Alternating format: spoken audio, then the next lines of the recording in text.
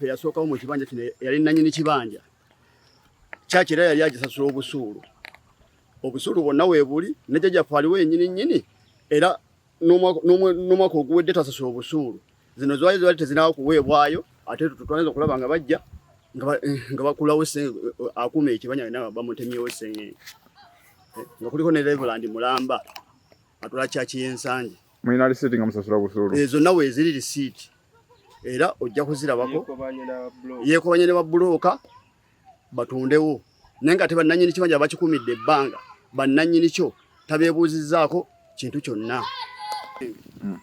Ne bajja ne bakola ki ne bamukuulawo nga kuliko ne ba Reverand n'omubuulizi n'abantu abalala betutategedde bulungi abajjiddeko nga bamemba ba church. Senga era ne bamutema naye nga twali tugezako okukuma ekibanja kyaffe kubanga badde batandise osisaalambirako nga tetubamanyi baani abasaalimba. Church etuuka etya okujja ku kibanja kino? Church enetuuka okujja ku kibanja jjukira nti waliwo omutaka eyasookawo bamuyitanga Bruce yali nannyini ttaka lino nanga Bolaba Nsangi kati yalinanga gundi ze ng'ajja bw'ayagala ettaka ery'okukkuba eddungi ng'ajja afuna ku ttaka lye abali ku bibanja ng'akutulako ekitundu ng'akiwa ab'ekyaki. Kati ewaffe ekibanja kyaffe kyasangibwa ekitundu akikutuddeko edda bajjajjaffe nga bakyaliwo bali abaasooka abaffe twazika wali eri nga Bruce abawaddeko ekitundu kya eka ng'akibawadde. Naye kati twatuse ekiseera nga church ezze nga tumanyi ekibi agenda kukolerako nga tulaba Lovisa Nambi. Ekibanja ekyo maama yakigula mu Gwankaaga. Yakigula mu Gwankaaga.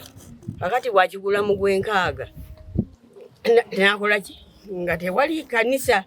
Kakati olwagira Bruce eyo ensangi n'agamba nti bikole ki njagala natunda eyo n'agamba nti kantwalewo ki nkuweewo naye ettaka ly'ojja kumenya ekibanja kyo ojja kisigaza mpeewo ab'ekkanisa bajjanga kuwa busuulu.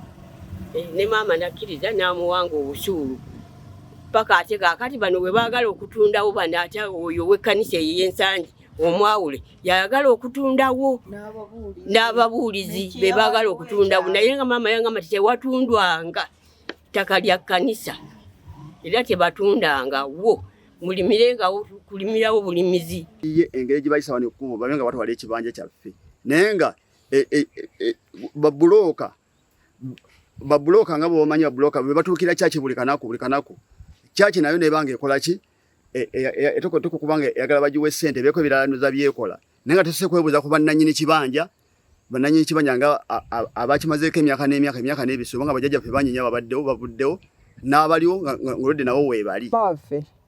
Jjajja waffe yagula ekibanja n'akirekera abaana be yali Bitulensi Namyalo yafa naye bwe yakimulekera yawanga obusuulu okuva eno wansi paka waggulu gye kikoma. Kati ne wabaawo ng'ekitundu eri waggulu nti kya kyaki ettaka lya kyaki.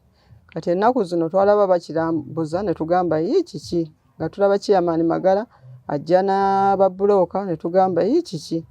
Kati ne wabaawo atugamba nti batundawo ne tugamba nga tebatubuulirangako batunda batya nga tebatubuulidde ffe bannannyini kibanja bandibadde bamala tubuulira ne tumanya.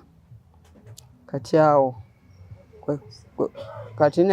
kati mwannyinazi n'agamba kanteekeko sengenge ndabire eddala kwe kusibisaako sengenge. Kati ne bajja abakwatibwako abo bagundi omubuulizi ne bamusala nga ne Reverand baaliko ne bamenya ebikondo ne babimenya ne bigwa eri sengenge ne bamukutula n'agwa wansi. Kati nkuba omulanga bekikwatako abawaggulu baminisita Mayanja tutera okuwuliriza leediyo eyo buli lwa Mande ng'agamba tewali muntu mugoba ku kibanja kye mmwe ab'ettaka mubeere n'ettaka lyammwe n'ab'ekibanja babeere n'ekibanja kyabwe. Tugiwuliriza buli lwa Sande era omukyalo ono maama wange buli lwa Sande agamba tuteekeko leediyo tuwulirizaani minisita Mayanja amuwuliriza nnyo. Kati nkowoola minisita Mayanja otuyambe ku nsonga eno kubanga tetumanyi gyenekira.